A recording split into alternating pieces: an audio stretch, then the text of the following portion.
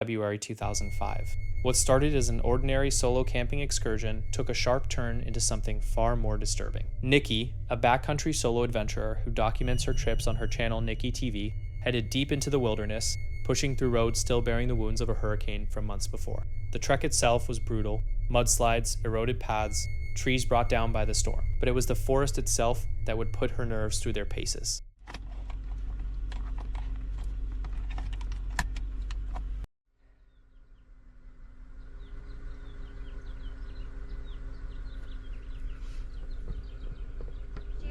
And the damages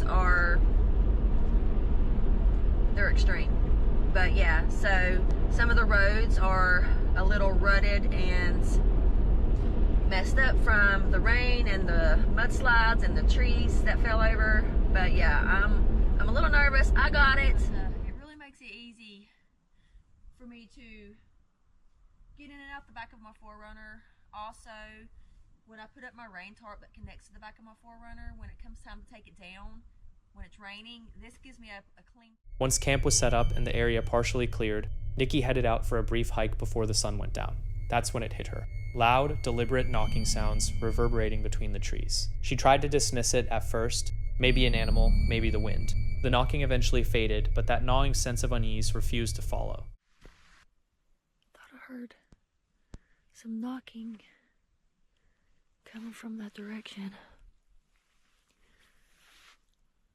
Kind of sound like somebody knocking on a tree. But could have been a woodpecker or anything like that, I guess.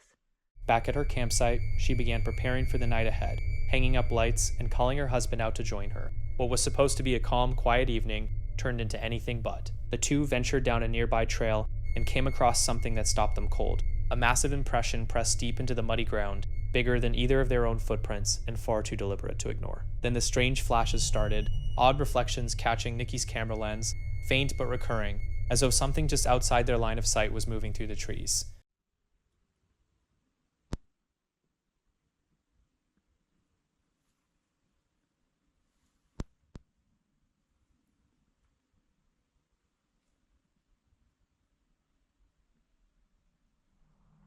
Oh, here comes my husband, I can tell because that's his Toyota.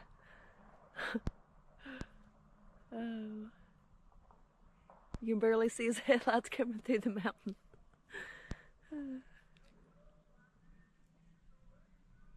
Oh, he's jamming too. He's feeling good.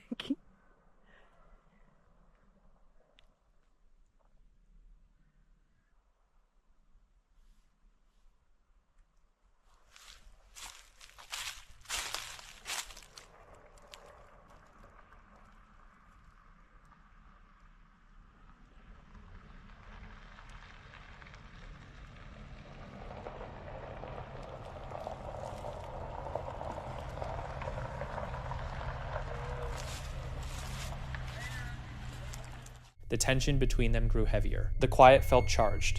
Even with company, neither of them could shake the creeping feeling that they weren't alone out there. Sleep that night was restless at best, and come morning, they didn't need to debate it. They broke camp fast and got out, leaving the shadows and unanswered questions right where they found them. So what was it?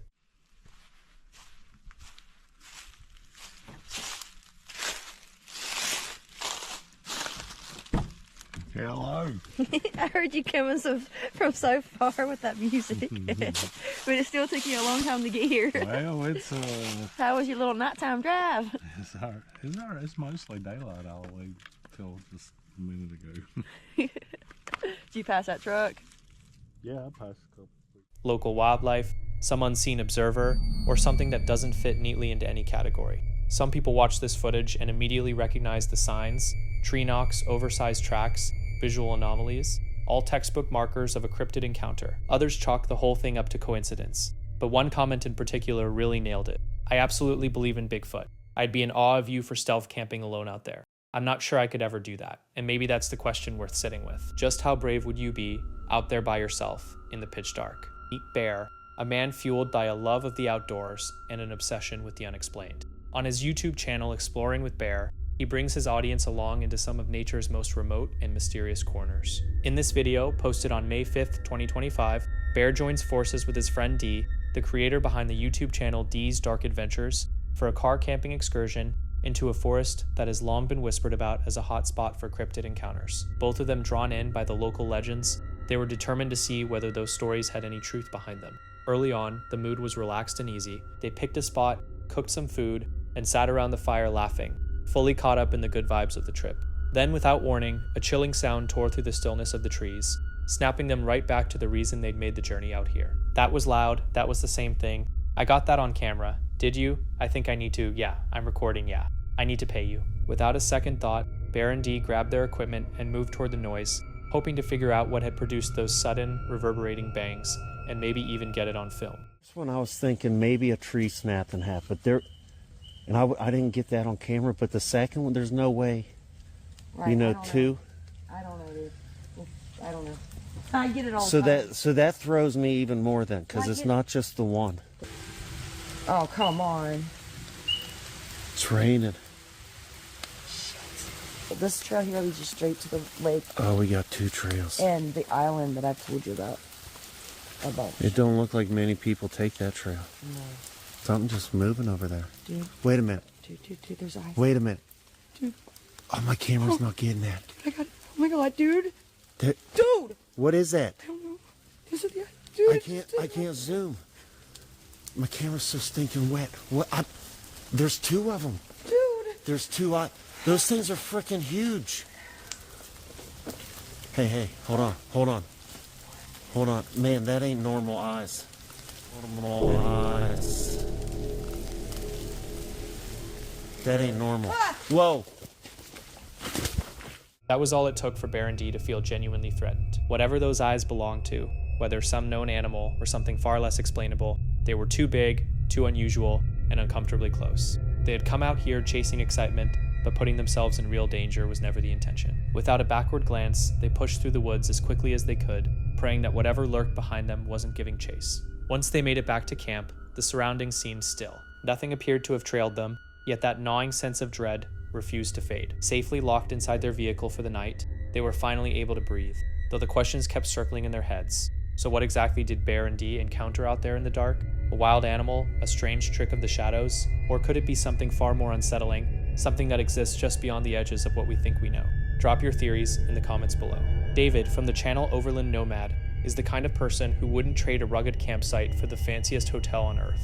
Hand him a beat-up Toyota, an empty highway stretching to the horizon, and he's completely in his element. His channel revolves around overlanding, off-road travel, and life inside a truck camper he designed and constructed on his own. His dog Piper tags along for most of the journey. She's essentially a co-host at this point. For this particular outing, he's making his way down to South Padre Island, Texas, one of the places he keeps coming back to. We are gonna be camping on the beach. I got my 94 Toyota pickup. I'm gonna be camping in my DIY pop-top camper. We got Piper with us, and we already have our first obstacle, which is right in the entrance to the beach.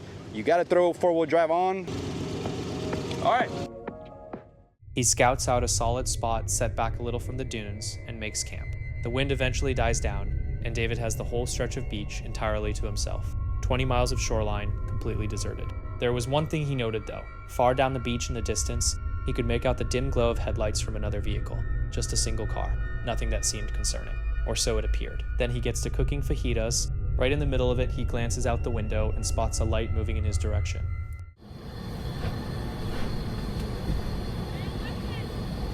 ¿Qué pasó?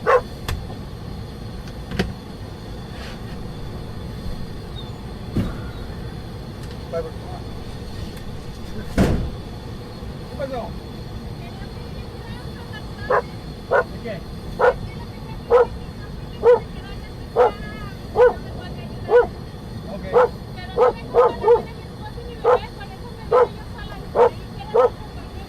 ¿Necesita llamada? ¿Qué necesita?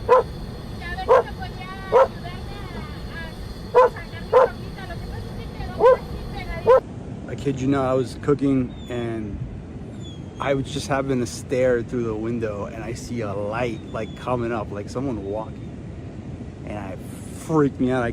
I got my protection. And The person walking toward him turned out to be a woman. She told him her car had gotten stuck up near the East Cut and that she needed assistance. David offered what he was able to. He had cell signal and volunteered to make a call on her behalf. She insisted her phone wasn't picking up any reception, but David knew from experience that you get a signal near the East Cut, and something about the whole encounter just felt off. I'm gonna pack up and leave. So that was a weird situation. I got a really bad vibe about it. So I'm gonna go ahead and skedaddle because it just didn't sound right. She had a freaking phone. I offered her to make a phone call. She said no. You know, I might sound like a jerk, but I don't know, man. I'm out here by myself. There's no patrolling law enforcement out here. You're on your own, like the Wild West. Last thing I want to happen is get jumped or robbed or something. I mean, I can see the car light up there, like it comes in and out, but I don't know. I don't want to be. He broke down the entire camp and cleared out. David even dialed 911 to report what had happened. 911, I called the county just to report it, and they said they couldn't do much. They're like, we can't send anyone out there to like rescue or anything. Like, they're on their own on that one. And then I told them my predicament, and the guy was like, oh yeah. The dispatcher on the other end wasn't about to second guess his decision. Now, I'm sure some of you are sitting there thinking, maybe she really was just stranded and needed a hand. And honestly, maybe that's all it was. David himself admitted he hoped she was being genuine and that he felt uneasy about the whole thing afterward. But here's what you can't ignore. This particular stretch of coast has a well-documented history of criminal activity.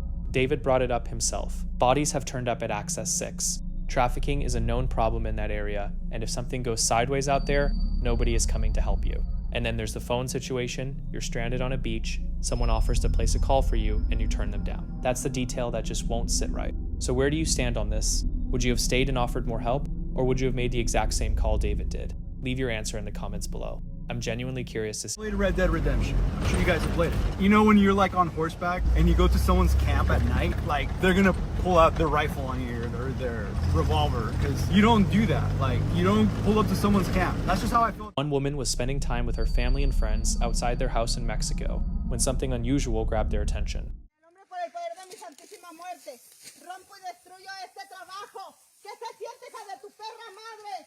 Hey, hey, Juanita, mira. Mira. No mames, mira, Juanita. Juanita, aguanta, te tiramos paro. Espérate, deja. No mames. Su madre, güey, espérate. ¿Sí puede? No mames, se va a pegar un tiro. ¡Ah, no mames! ¡No mames! ¡Ándale! ¡Chingatela, Juanita! ¡Juanita, chingatela! ¡Chingala! ¡Ey! ¡Las otras! ¡Ey! ¡No mames! ¡Están cayendo más! ¡Ey! ¡Ey! ¡Órale, hijas de su perra madre! ¡Órale, órale!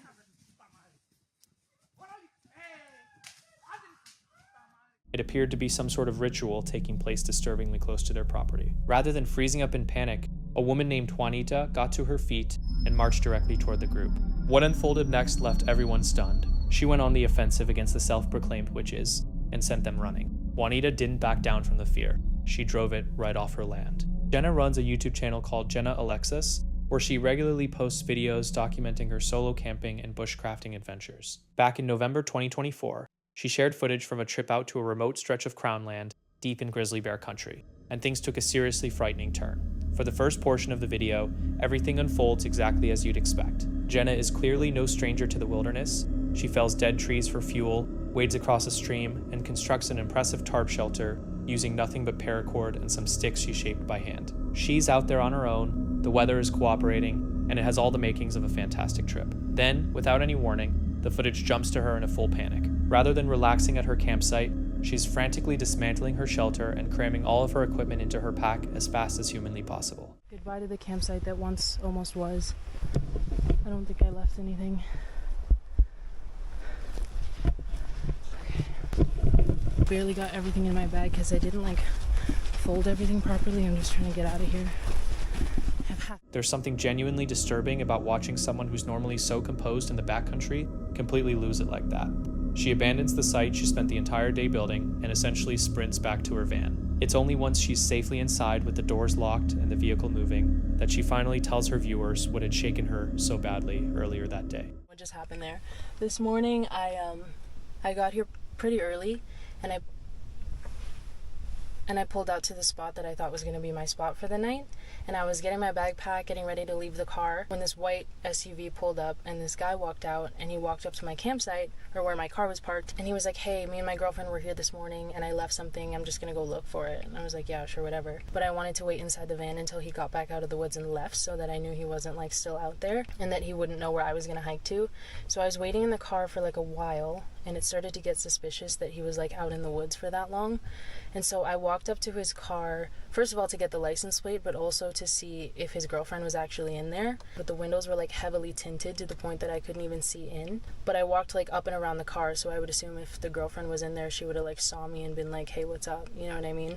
So I walked around the car, I couldn't see if there was someone inside. I got the license plate and I went back to my car.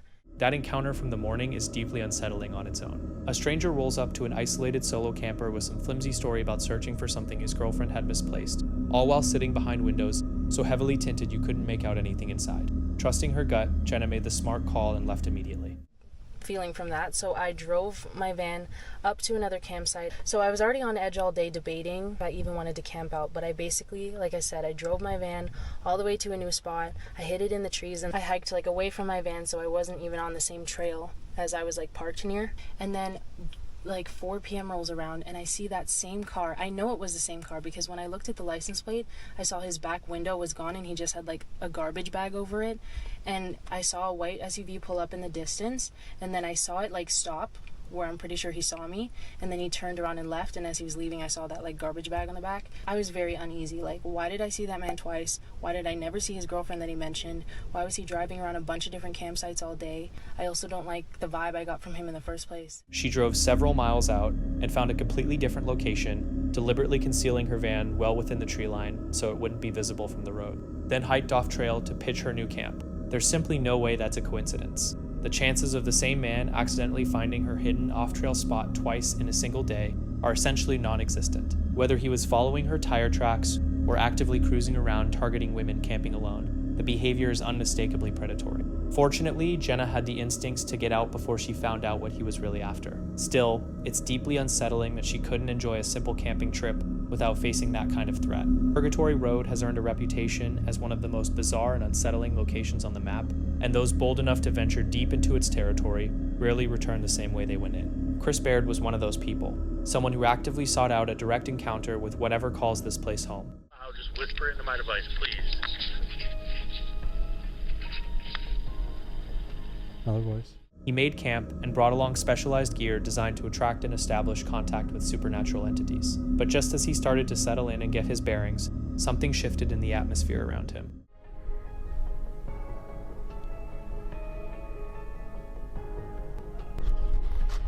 A shadow caught his eye, followed by a jarring sound that was unmistakably not human. Without even spinning around to look, every instinct in his body told him to get out immediately. And once he reached his vehicle, it became crystal clear that listening to those instincts was absolutely the right call. I need to warn you. What do you need to warn me about? I'm listening. Please keep talking. On November 11th, 2022, the YouTube channel Wizard in the Wild uploaded some of their most distressing and emotionally raw footage to date. The channel is run by Graham and Ellie, a couple who typically document a tranquil van life journey alongside their 2 dogs, Luna and Maya, wandering through stunning natural landscapes and embracing the freedom of wild camping around the UK. But on this particular evening, while staying at what seemed like a calm and well-regarded location, something happened that would fundamentally shatter their sense of safety and leave both of them emotionally scarred. The pair had been making their way through Scotland and the Isle of Arran, but pressing matters back home meant they had to cut the adventure short and head south. After an exhausting drive, they pulled into a small, seemingly peaceful motorhome stop in Altrincham, near Greater Manchester. The spot had solid reviews, was nestled among trees, and sat conveniently close to the Pennine Way, which was ideal for walking Luna and Maya. While they didn't typically like rolling into a stop after nightfall, a combination of bad weather and heavy traffic gave them no real alternative. Once they arrived, they took the dogs out for a walk, cooked some dinner, and wound down for the night. At around 1 a.m., Ellie was jolted awake by the heavy thudding bass of a nearby car stereo. The music cut out suddenly, and seconds later, a thunderous impact rocked the entire camper van, snapping them both to attention. Just can't believe it. We've just been woken up with a loud bang, and you dropped something on the floor there. Or was that glass? 2 bricks. And someone's just smashed Merlin's windows while he was sleeping. So no, we don't recommend this as a place to stop.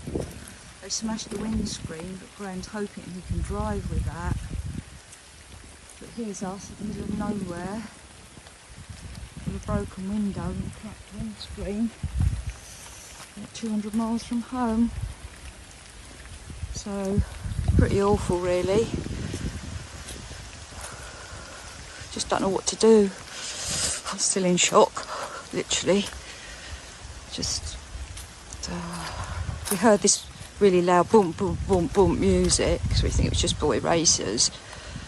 And suddenly the music went quiet, and it was just loud bang, and Graham reckons there was two of them, because the bricks hit the van at the same time. And it's pouring with rain.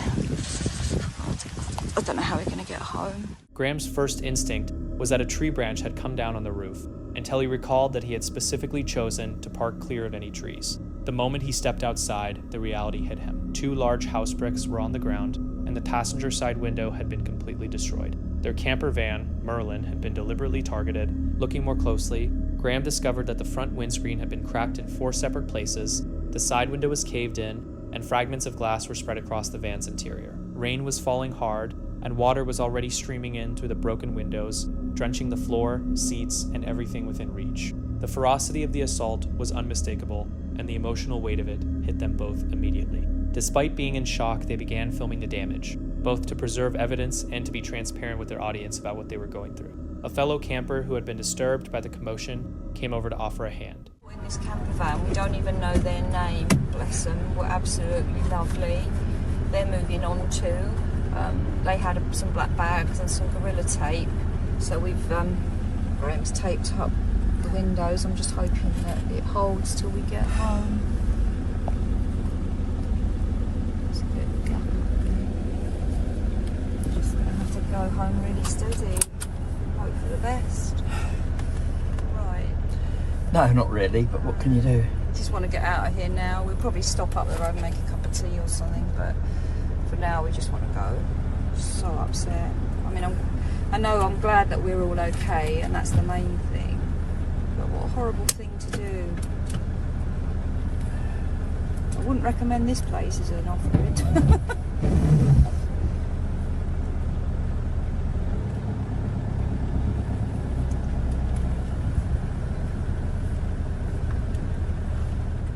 This kind stranger brought black bags and Gorilla Tape so Graham could patch up the shattered window well enough to make the drive home. With more than 200 miles still ahead of them, Graham navigated the damaged van carefully, keeping his speed below 45 miles per hour to stop the makeshift fix from giving way. They pulled in at almost every motorway service station along the route to reinforce the tape on the window.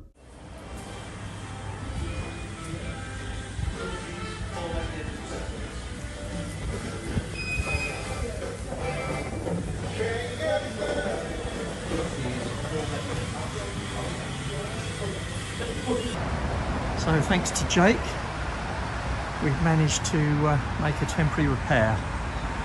Thanks Jake, you're a legend mate. So, we've made our temporary repair. Well, this is the second temporary repair.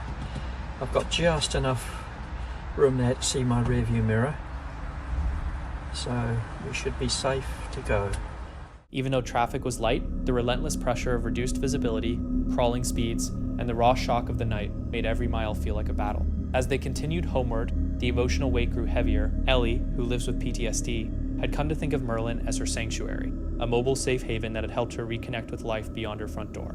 Having that space violated so brutally left her deeply shaken. She had spoken before about how wild camping brought her genuine peace and mental restoration, helping her reclaim parts of herself she feared were gone. Now all of it felt tainted. In the days that followed, the couple found themselves questioning everything. Should they carry on with wild camping? Should they switch exclusively to official sites? Should they let Merlin go entirely? The assault, which they believe was a random act of vandalism, carried out by local youths, didn't just cause physical damage to their home on wheels.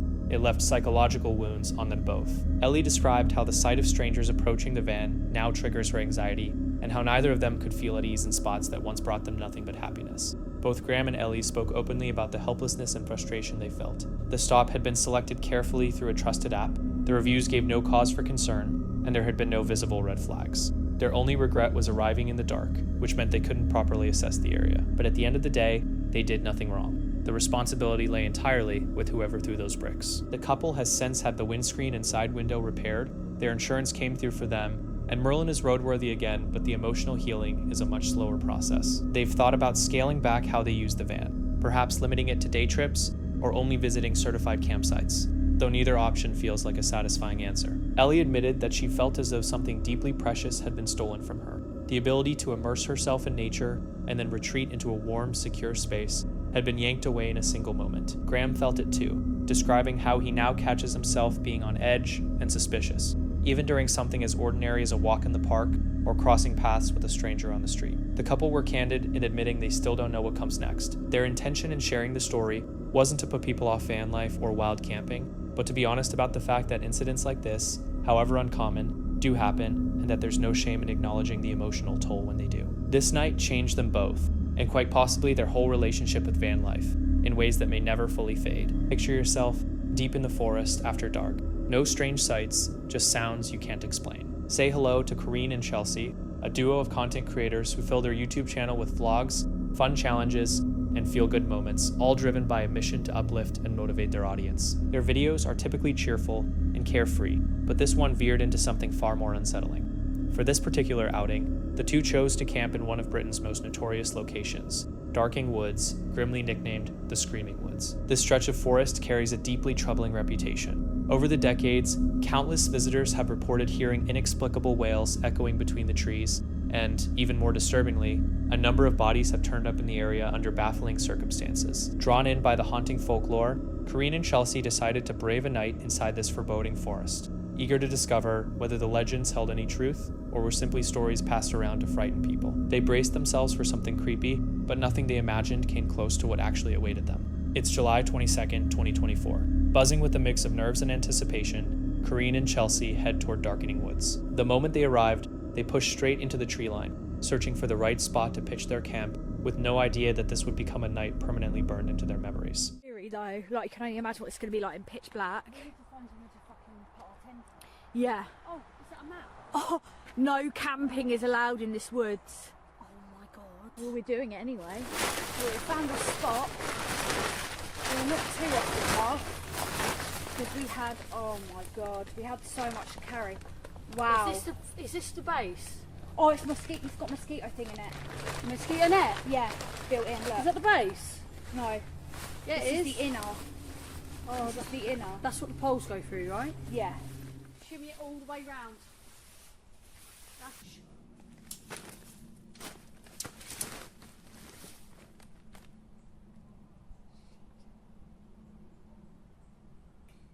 Getting the tent up took considerably longer than expected, partly because they had to move carefully and keep the noise down. Camping in Darking Woods is outright prohibited, and the last thing they needed was to attract attention. Eventually everything came together, but once the sun vanished and darkness swallowed the forest whole, the energy around them began to change. Whether it was anxiety getting the better of them, or something genuinely sinister at work, one thing was undeniable.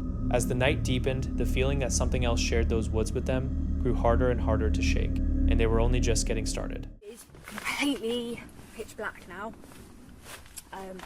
It's not really, everything's gone a bit wrong. We've got no signal. We've had to walk far just to get enough signal to get the stories of the area. We're shattered. Chelsea's driven for ages. I'm knackered. Everything's gone a bit wrong. We've squashed our breakfast. My shoe got stuck in the mud. The whole shoe came off my foot. Like we're getting signal, we're getting signal, then we're not getting signal. But yeah, so it's pretty creepy. And I mean, when you're in here, it doesn't feel that bad because you can't see the woods that are around us. Can't see the woods throughout there anyway. It's too dark. It's pitch black. So all of a sudden, it's just gone really quiet. I've just all of a sudden started to feel really frightened. Really frightened. Like literally, just as you said that, it just went. I just got a very, very horrible feeling come over me, mate. Yeah, shush. Mate, I'm actually kidding. I feel fucking scared. I'm not. No, I don't feel right. Something's not right. And I'm not being dramatic. Right as you fucking said that, I felt this horrible feeling of dread. Alright, well don't tell me about it. You keep that to yourself. Gone right off that cheesecake.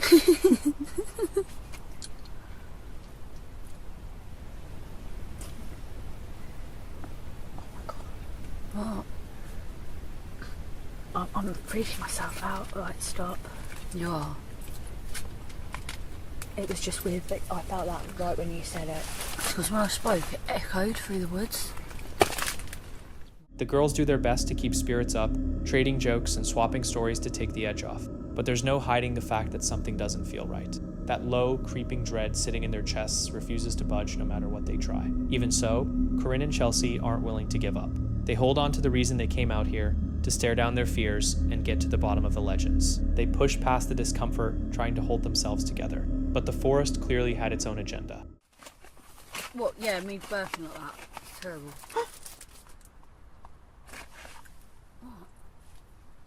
That light turned itself off, mate, and it can't turn it off unless you hold it down. It's probably batteries. No, going. mate.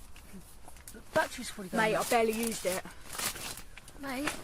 I'm telling you right now. That doesn't. I'm telling you now. Okay. On my life. All right. You have to. It doesn't matter. I don't care. Do you? Mate, that's creepy. Do you no, care? I'm fine. Okay.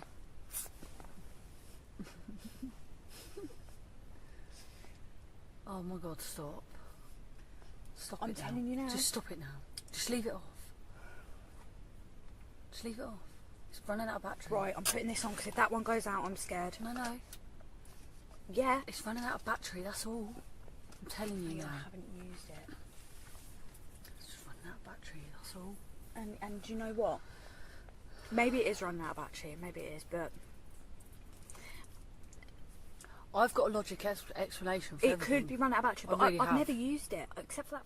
As though the already suffocating atmosphere wasn't enough, the light inside their tent switched off on its own. Not once, but twice. What might have been written off as a dodgy flashlight felt like something or someone deliberately toying with them. And it didn't stop there. The night seemed to drop in temperature, the woods fell unnervingly silent, and with every minute that ticked by, the dread around them thickened. What had begun as an adrenaline-fueled adventure was gradually unraveling into something far darker. At the end of the day, that might be run out of battery, but someone said okay. It is new. I haven't used it before.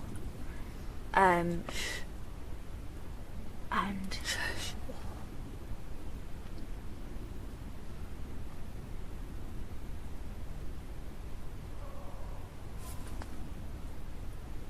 That's just people. I heard a scream. It's just people.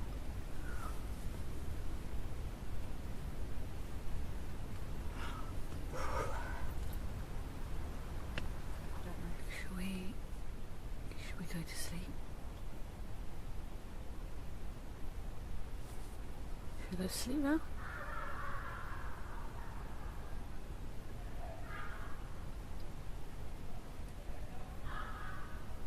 Turn the lights off.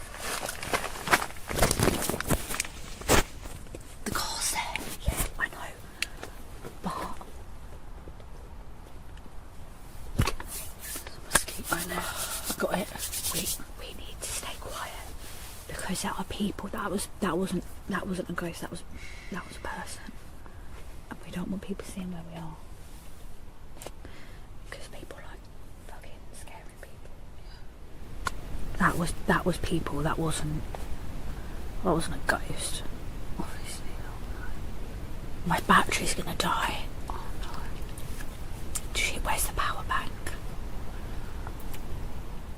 Paralyzed with fear, Corinne and Chelsea sat motionless inside their tent, barely daring to breathe, waiting for the strange noises outside to be swallowed by silence. When the quiet finally came, it offered only a brief sense of relief before becoming even more unnerving than the sounds themselves. Whatever had been lurking out there was either gone or had simply stopped making itself known. Not knowing which was worse made every passing second feel like an eternity. Still, they made the call to stay. With no real means of protecting themselves and no safe route out, remaining exactly where they were seemed like the only option. They killed their lights, pressed close together, and prayed that whatever was out there wouldn't notice them. Every snapped branch and shuffling leaf sent a fresh wave of terror through them both.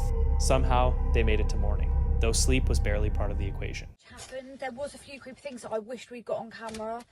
I heard, so as I was drifting off to sleep, I've just suddenly been woken up by this horrible feeling of dread and this flashing image of someone like that against the tent. Now obviously that doesn't mean anything, but it was creepy and it freaked me out, really freaked me out, and it made me feel really uneasy for a while.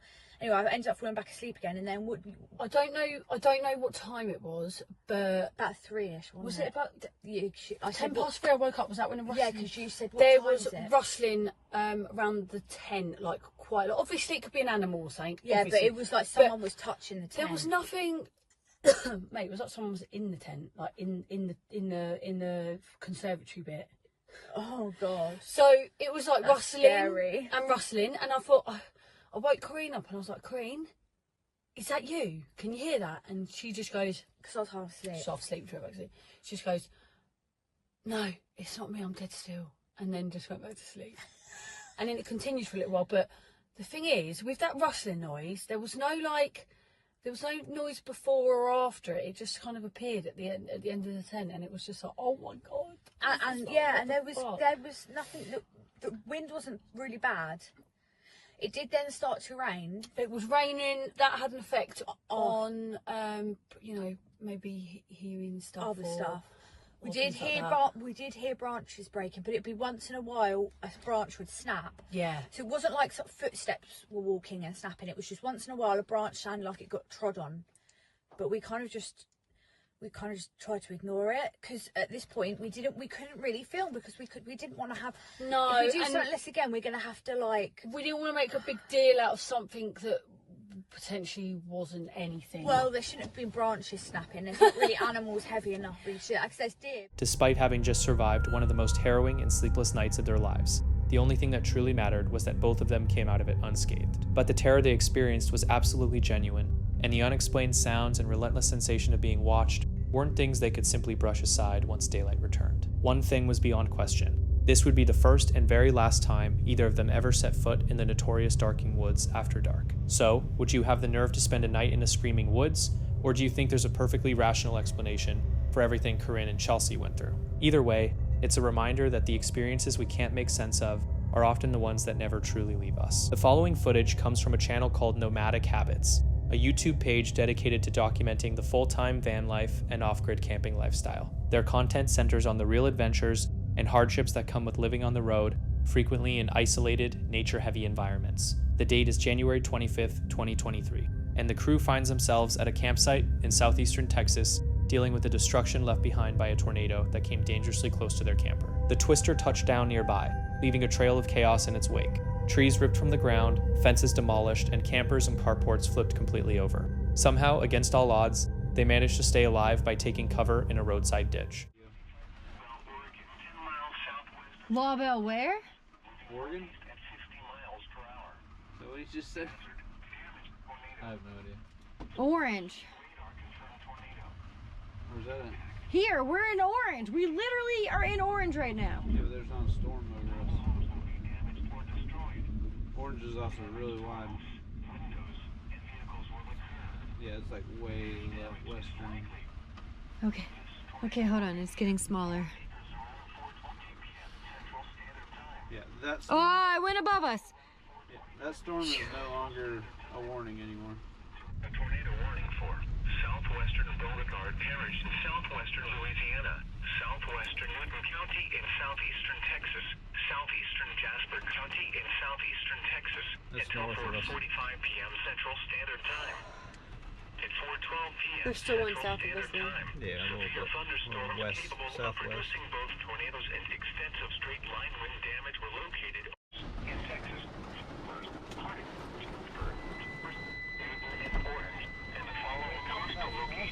Okay, all you gotta do, turn the volume on. Yeah, it's already on the weather alert. Yeah, there's another warning that's like southwest of us, like on the same line as us. But I just switched it on that one just in case shit gets bad and slow everything around. Yeah. I'm freaking out. The warning will be allowed to expire.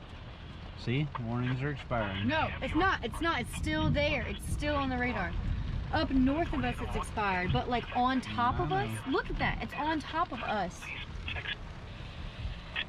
That one has not expired. That warning that's right there has not expired. I'm serious, they're all around us right now.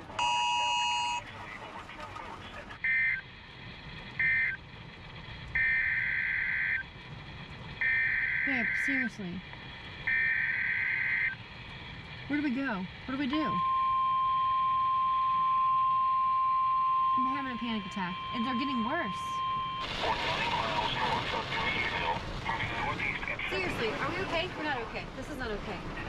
This isn't okay. How about I go in the back and look? No, no, no, no, no, no, no, no. You okay? No. Right in the middle of their trip, the unthinkable happens. Word reaches them that a tornado is bearing down on their exact location. Fear takes hold as they frantically tune into the radio and monitor the storm's trajectory, desperately hoping it veers off course. With almost no time to react, one gut-wrenching question looms over everything. What do you even do in a moment like that? What would your move be? A large and extremely dangerous tornado is located over Orange Field, or near Bridge City, moving northeast at 35 miles per hour. Is that a train? Is that a train? What the f*** is that? What is that? No idea. Seriously?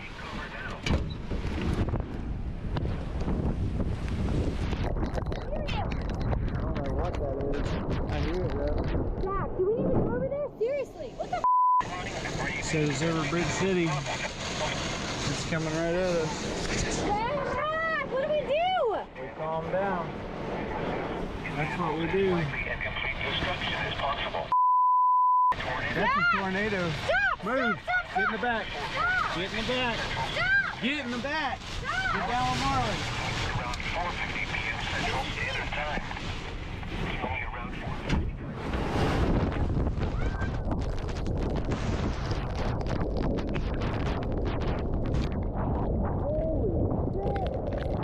With roughly 5 minutes until the tornado is projected to hit dead on, they're forced into an impossible split-second decision. The winds are picking up fast, the sky turns an ominous shade, and the brutal reality of what's bearing down on them becomes impossible to ignore.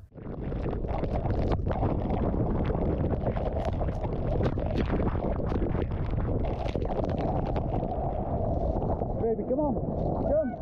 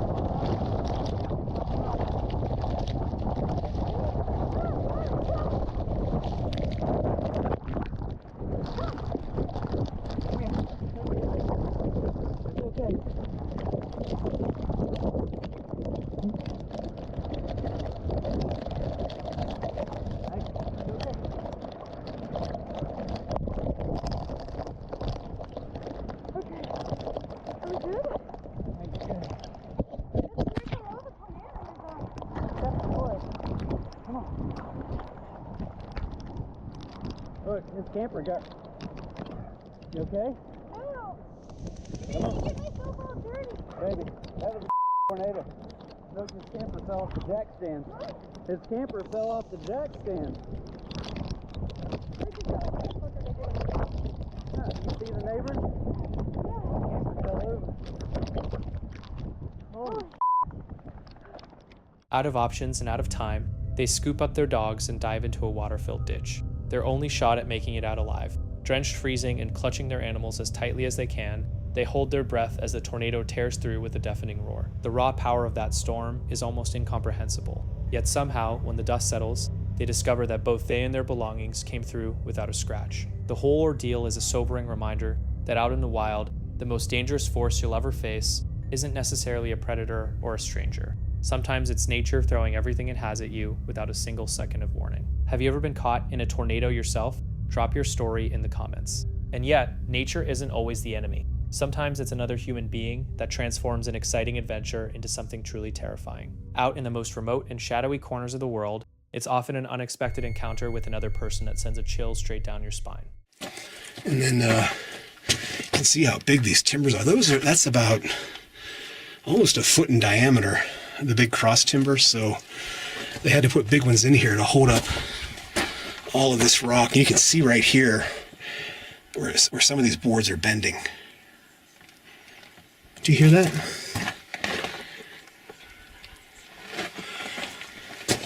Sounds like, what, is that wind? I don't know if you can hear that on the camera.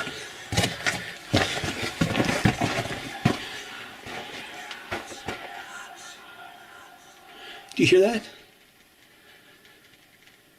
It stopped.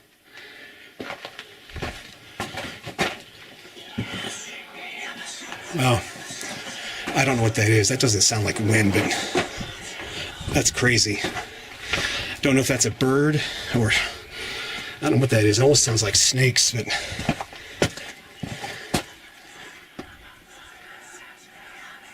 wow. I've heard some weird stuff in mines, but that is definitely creepy. I don't know what that is. So let's get out of here and head back out to the portal. That was weird.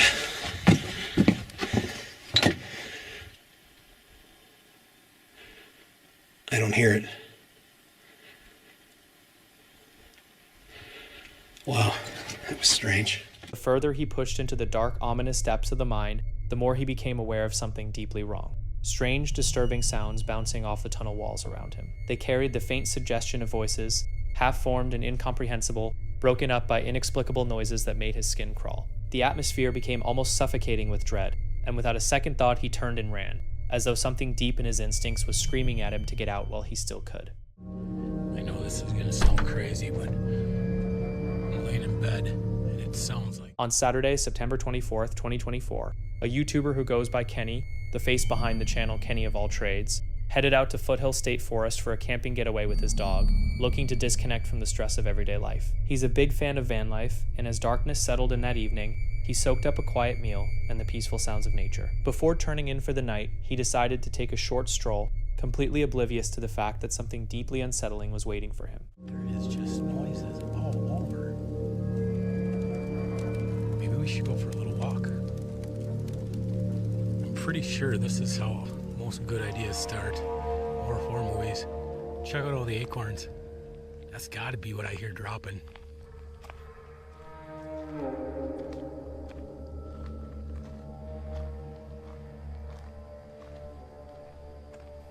I think we'll just go down the road a little ways.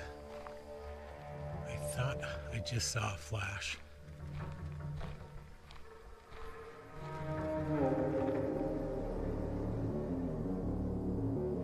Man, all kinds of noises. That flash could have been a reflector or something.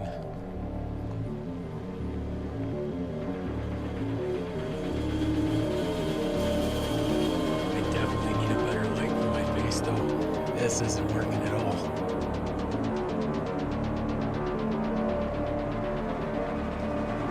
It's a beautiful moon tonight. Almost a full moon.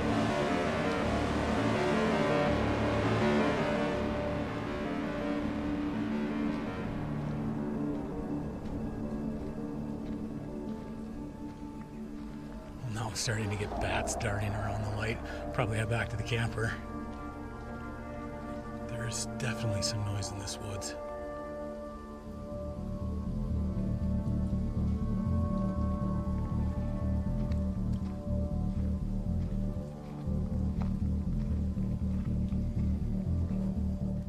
What greeted him out there was an unnerving stillness, broken only by strange, unexplained noises drifting through the trees. The fear of not knowing what was out there pushed him back toward his camper, where he figured he'd at least be safe enough to get some rest. What he had no idea about, though, was that a good night's sleep simply wasn't on the cards for him. I know this is gonna sound crazy, but I'm laying in bed, and it sounds like something is being thrown at the camper.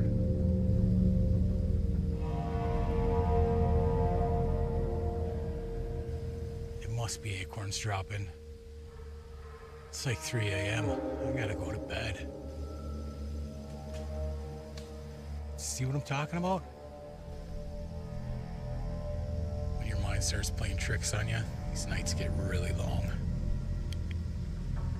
It's pretty dark. At some point during the night, Kenny became convinced that something had been hurled directly at the side of his camper. Yet when he checked, there was nothing to be found. He tossed and turned all night, and by the time morning arrived, he wasted no time packing up and clearing out. Here's the detail that really makes this story strange. Kenny had chosen a spot completely clear of any overhanging branches above his vehicle. So the big question becomes, did something drop down onto his camper from above, or was it deliberately thrown? And if someone threw it, who on earth was out there in the dark? Grizzly Gaz tends to keep his outdoor adventures simple. Pack up, head into the trees, cook something decent, and enjoy a peaceful night under the stars. But his October 30th, 2023 outing turned out to be anything but ordinary. He headed straight from work, racing against the fading light as he searched for a fallen tree he'd been hearing about. Rumor had it the spot was used by pagans for rituals. Whether there was any truth to that, or it was just local folklore, he couldn't say. But the forest already had an odd energy about it. Does this look like a pagan ritual site? I'll tell you one thing. He found the location regardless, pitched his tent, fried up some bacon and mash, and settled in for the evening. The moment the last of the daylight vanished though, the atmosphere shifted completely. What had felt mildly eerie turned genuinely disturbing within minutes. Oh, it doesn't half look creepy down here. The tree looks like a skeleton and we're all on divvies here. His torch started behaving erratically. Every falling leaf sounded like approaching footsteps, and the surrounding trees twisted into sinister silhouettes in the darkness. Even having his dog Fendi by his side couldn't shake the unease. Definitely feels creepy in here.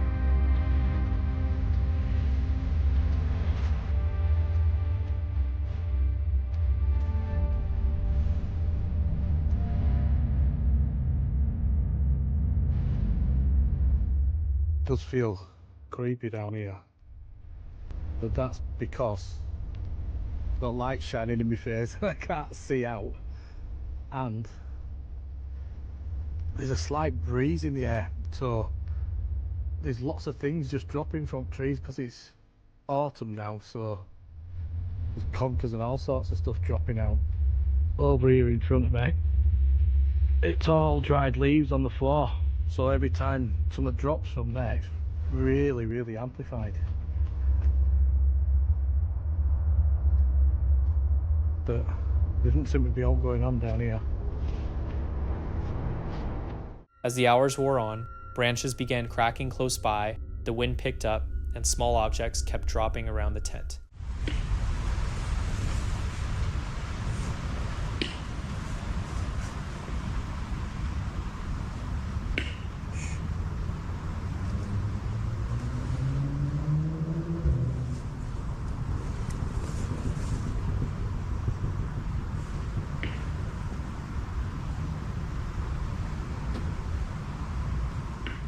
Gaz had already scoped out the area earlier for unstable trees, but none of that made the situation feel any safer. Both he and Fendi were wound tight. Then something happened that crossed a line entirely. He caught the sound of movement, something heavy enough that it stopped him mid-sentence. Not the wind, not a small animal, but something altogether different. I don't know if it's just branches or twigs falling out of trees, but I keep hearing breaking.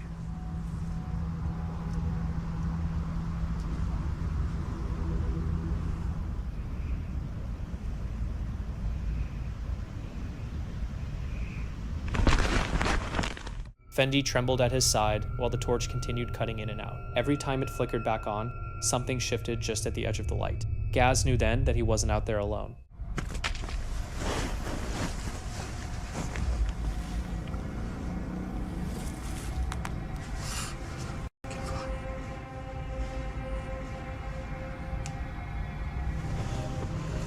I think it's just wind.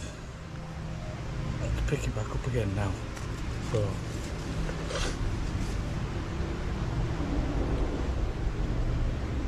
I hope there's no widow makers fall on us. That'd be no good, would it, mate?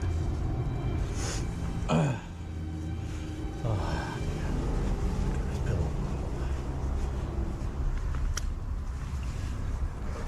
Oh,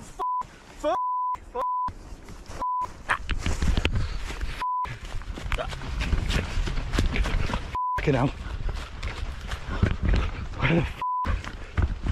Fendi! Fendi! While he was talking directly to the camera, something approached from behind and pressed down hard on his tent, sending both him and Fendi bolting from the spot. He waited it out at a distance, and only once he was certain no one was visible or audible near the campsite did he dart back to grab his essentials. The following day, he recounted suddenly hearing multiple men shouting, not one voice, but several, coming from deeper within the trees. Sleeping bag and everything, and got that in my backpack. Then I heard loads and loads of screaming, like shouting from men, and it sounded like there were about 20 or 30 of them.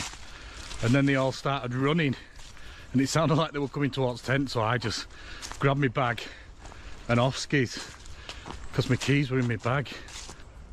They were loud, aggressive, and there were a lot of them. It sounded like a group crashing through the woods heading straight toward where he'd been set up.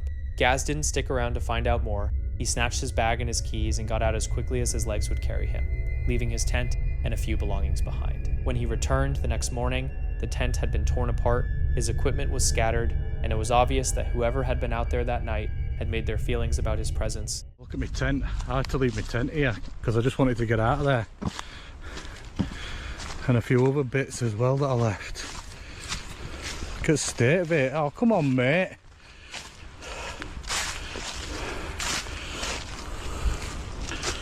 Snap my poles and that. Sleep mat. Where's my cook kit? My cook kit were over here somewhere. Don't mind people scaring you and stuff out of woods, but when they're just going to break stuff as well, what's the point in that? Huh? Oh, it's got rips in that ink fly sheet as well, look at that. Very clear. Gaz has spent countless nights in the wilderness, dealing with rough weather and wild animals alike. But this particular night stood apart for an entirely different reason.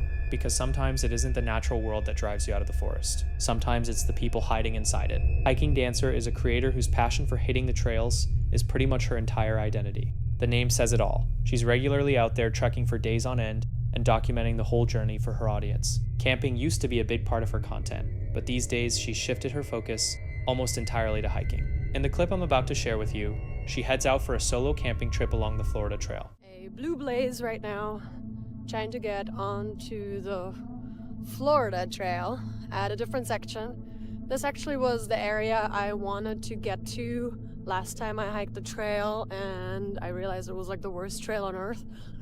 I'm giving this trail tries and tries, but this is a cool blue blaze from a trailhead, and it is a chillier day today, so I thought I want to try to After covering a serious amount of ground on foot, she finally arrived at the spot she'd picked to set up camp. She got her tent sorted, made the space feel comfortable, and lit a fire to stay warm while she brewed herself a cup of milk tea. If you're still with us, drop the word wilderness in the comments, and don't forget to hit subscribe. We just drank some milk tea, and the fire is going out. I could restart it, and probably I will get rid of the final wood that I have near here.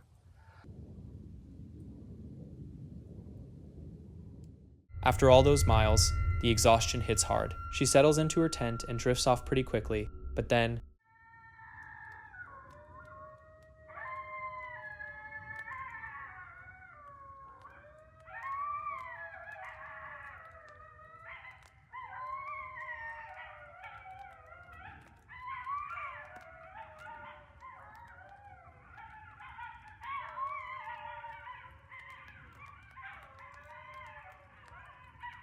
I'm so tired, but I can't sleep.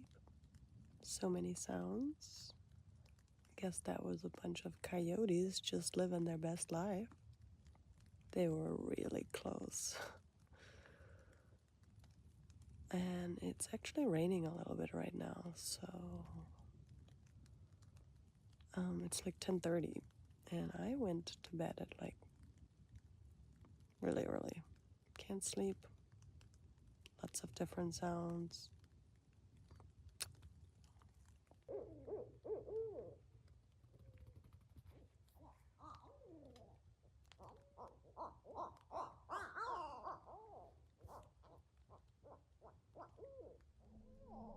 The stillness of the night was shattered by what sounded unmistakably like coyotes, and they were frighteningly close to where she was sleeping. It seemed like a small group of them, though thankfully they kept their distance, so she managed to hold it together. Not everyone would have handled that with the same composure. Situations like this are exactly why some people think twice before venturing out into the wilderness alone. Having some form of protection ready for a potential face-to-face encounter with wildlife is always a smart move. Still, when morning rolled around, she was greeted by birdsong drifting through the trees, making the whole ordeal feel almost like a distant dream. In the heart of the high desert, even a gentle gust can feel like a warning from something unseen. On May 22, 2005, a van carrying an anonymous woman, known only as Bunny and Beyond, turned down a canyon road toward total isolation. It was meant to be another solo escape into the wilderness, just her dog, and the open silence of the land. But that silence was concealing something darker. On any map. No name, no pins, no record. But something about it felt off. And yeah, I went anyway. I had my dog with me. I wasn't afraid. It was deep in the desert. I was boondocking solo when my GPS glitched and showed a faint path cutting through a ridge. No signs, no warnings, just a barely there trail. So I followed it. Everything got quiet, like the air. A malfunction in her GPS exposed an unmapped trail, faint, unmarked, and completely absent from any record. With her dog at her side, she set foot on that path, the kind of choice that only reveals its weight once you're too far gone to reconsider. As they pushed higher along the rocky ridge, the world around them felt eerily quiet. No birdsong, no insects, just the scrape of her boots against stone. Then her dog stopped dead. Dog steps beside me. Then he stopped. He completely froze. Hackles up. I even tried to keep going, and he wouldn't move. He stayed planted on the trail behind me. He locked up completely, fur standing on end, refusing to take another step. At the crest of the trail, they discovered it, a vehicle half swallowed by rock. Tucked beneath it was a folded scrap of paper, yellowed and charred at the edges. A single word had been burned into it: leave. They bolted, but whatever had been waiting up on that ridge didn't let them go so easily. A small cairn. Something was tucked beneath it. I pulled it out. A folded piece of paper, yellowed and burned at the edges. It said one word: leave. Once back at the van, strange things began to unravel. Lights would cut out always at exactly 2:17 a.m. without fail. Something paced across the roof in the dark. Her dog, usually even-tempered, started growling in empty air. The trail itself had disappeared entirely, as though it had never existed at all. But something had followed her back, something with no visible form. She hadn't simply wandered off course. She had crossed into something that didn't want to be found. Flicker at the exact same time every night, 2:17 a.m. My dog growls at empty corners, and last night I swear I heard footsteps on the roof. I tried to find that trail again. Nothing. It's gone. No GPS glitch, no satellite view. So if you've ever... And the detail that lingers most, the dog's reaction, pure unfiltered animal fear. No training, no pretense, just instincts screaming at something we can't explain. This footage comes from J9er, a YouTuber who has spent the last 9 years posting all kinds of content. Everything from outdoor adventures and sports highlights to snorkeling trips in Cancun. But what he put up on March 14th, 2023 ranks among the most disturbing things he's ever shared. Details are pretty sparse, though we do know he was out in nature, camping by himself. At around 2 in the morning, he was jolted awake by a loud, unfamiliar noise reverberating through the darkness. Equal parts curious and unsettled, he unzipped his tent and hit record.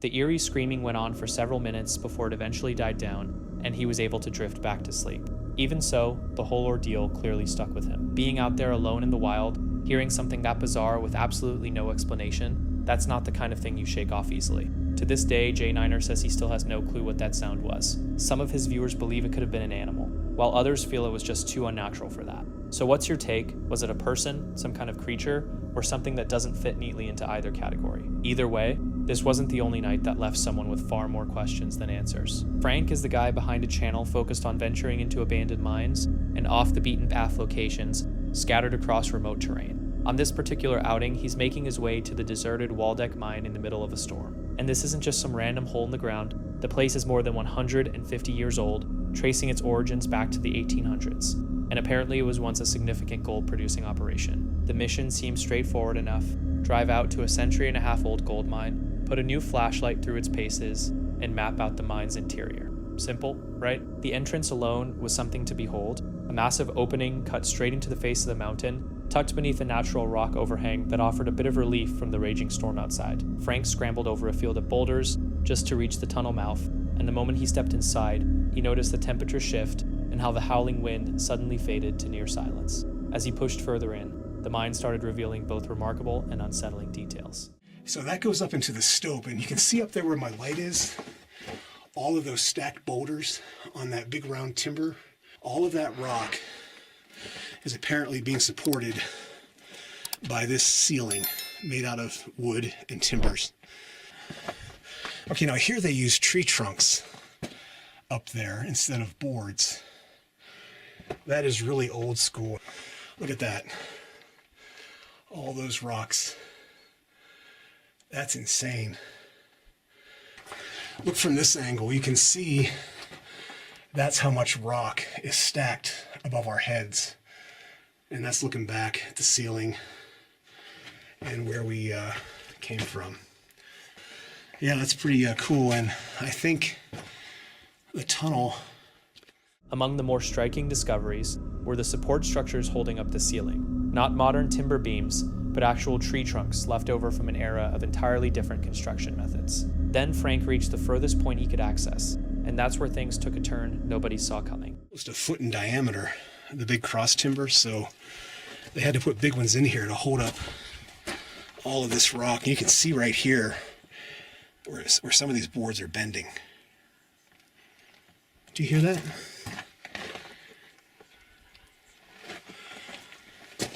Sounds like, what, is that wind?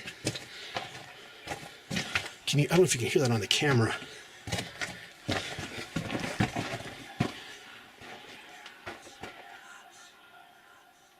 Do you hear that? It stopped.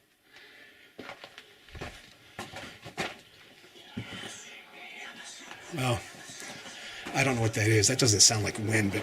If you pay close attention to the audio here, there's something almost voice-like buried in those sounds.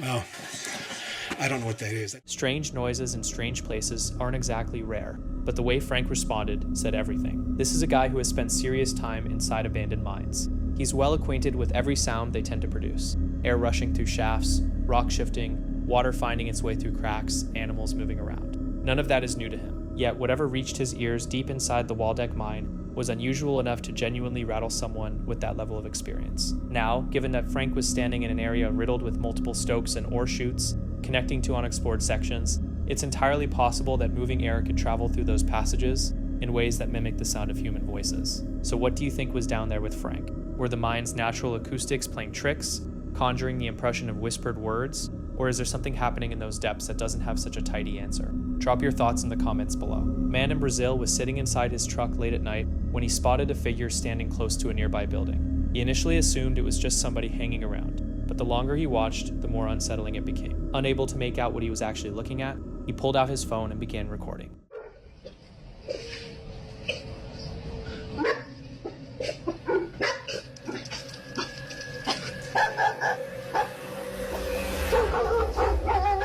A moment later, a bicycle rode past and its headlights swept directly across the figure. Rather than illuminating it, the light passed clean through, and the figure disappeared in an instant. In those final seconds before it vanished, the man noticed something that made his stomach drop. The figure had no head. He didn't stick around after that. Central America, 2021. Snow and Kurt had spent hours on the road. Rejected from one campsite after another, they finally stumbled onto what seemed like the perfect spot, a remote cliffside perch overlooking a thundering waterfall. About to watch covers a day that is honestly the scariest day we have had in our entire van life. Yeah, and it started off as a normal day in van life. We had some plans, and as usual, our plans ended up changing actually multiple times. Yeah. But at the end of this video is where you're going to see what is not a normal van life day. The most traumatic and scariest moment we've had since living in our van for over 2 years. And just like that, as the sun began to dip, they started working their Sprinter van into a flat section of ground. That's the moment things went sideways. Like, we're getting waved on through. This is a good start to Boca Chica. So anyway, what we hope to find out here is whales. Now, we don't know. One thing that's cool about Panama, it's one of only a couple of places in the world where the whales migrate from the Antarctic and the Arctic. They come from the north and the south to come down here and have their babies. And the road got tighter, the drop to their right grew more severe, and before they knew it, the tires were sitting just inches from the edge. So once you get, I need to pull forward and back out, right? I gotta look at it, honey. Okay, you want the umbrella? No. Oh, it's a river. You gotta get out of here. Okay, honey, okay. Forward or backwards? Well, I don't know what to do. I know you don't. That's why. I mean, I can't see. I understand. Would we better just pulling up in there, right in here? No, help me. Don't. Okay. Yeah, I don't need suggestions. I need help. You gotta look in the mirrors. Oh crap! Look at that. It's just a short gap on the road before it turns into the road again.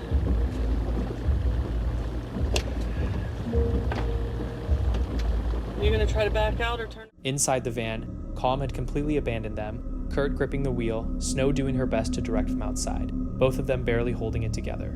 Every fraction of a second demanded a decision. Go forward, go back, cut the wheel, hold still. They were yelling back and forth, the mirrors were useless, and visibility had all but disappeared. Their entire life on four wheels felt like it was one wrong move away from going over that cliff. My left side.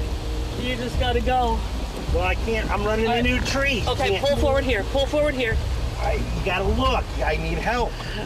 What I think you should do is look for objects. I don't need instructions. I need you to look for objects. With nothing left to work with, after several gut-wrenching minutes of shouting, blind steering, and sheer trust in each other, somehow, against all odds.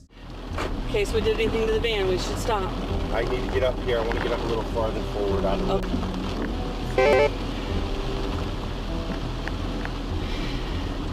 Okay, we're in our high spot. We need to look underneath. Two friends, Aldo and his companion, decided to venture out and set up camp in the unsettling Dole Forest. The place carries a deeply haunted reputation, and having visited before, the two were already familiar with its disturbing features. Dolls strung up in the trees and evidence of cult activity scattered throughout. This time around, they brought their camping supplies along with a few dolls of their own to add to what's already there. While getting settled in, they begin picking up on strange bell sounds echoing through the trees. What the frick is that? It's during this moment that Aldo comes face to face with a figure dressed in a red cloak, carrying a bell, an encounter that shakes them both to the core. When they regroup, they make a chilling discovery. Threatening messages have been scrawled across their tent. Even so, oh my god, somebody wants his dead, dude. They press on and make their way toward the doll area, where they notice the landscape has been rearranged by a recent tornado, though somehow the dolls themselves are largely untouched. That is new, dude. Once darkness sets in, the pair launches a full paranormal investigation, breaking out equipment like a spirit box and REM pod. What follows is a string of deeply unsettling incidents. A doll inexplicably bursts into flames, their gear starts acting up on its own, and disembodied voices cut through the night telling them to get out. But the most terrifying moment... Wait.